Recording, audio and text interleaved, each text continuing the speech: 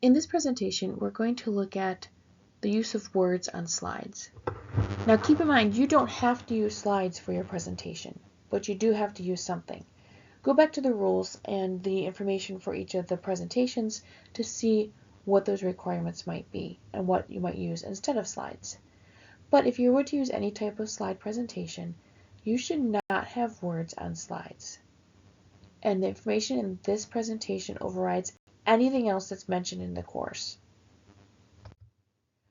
So no words on slides unless the words you are using have absolute impact.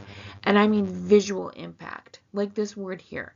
This is a visually impacting word, and that type of thing is okay to have. Occasionally, not every slide, but occasionally we have something like this.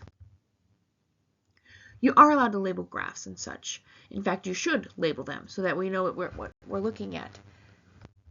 You're allowed to label illustrations, such as this, but don't label pictures of a dog.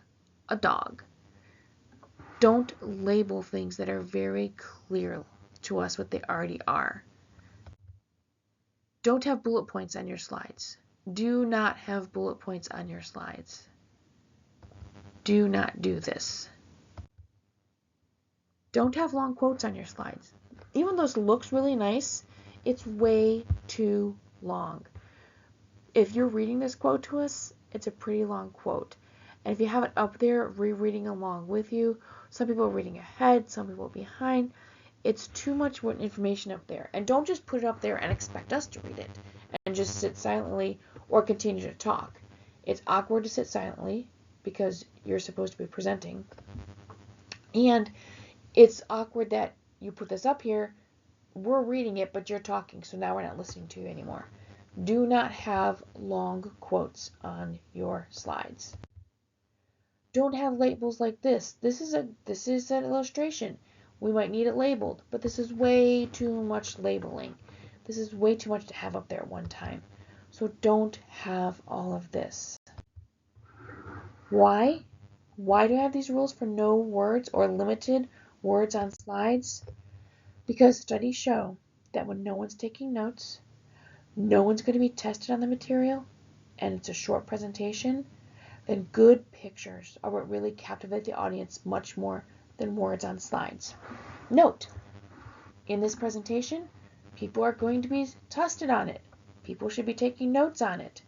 So it has words. Your presentations, no one's taking notes.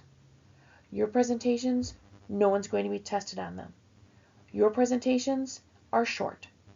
So you may not have the words except with the exceptions of what is in this presentation. Don't use bullet points on your slides though. What should you do? If you need to label an illustration, make it clear to us. Have as little as needed to be labeled. If you need to label more, move on to a new slide where you add information or replace the information that's already there. Otherwise, it's just too much information up at one time. Have really good pictures that fill the screen. Don't have too many little pictures on one slide. That is too much for the audience to look at as well. Unless you're explaining each one as you go through. Don't just throw a bunch of pictures and talk. Whatever you have up there should go along with what you're saying. That helps the audience to be more interested in what you're talking about. It also helps them to learn and retain information better. So really good pictures up there that go along with what you're talking about and not words on slides. If you want to share that quote from Michael Jordan, share the quote, but have a picture like this up there. Look how far he's jumping. Look how amazing he is. And you're sharing this quote to let us know it's part of why he's so good.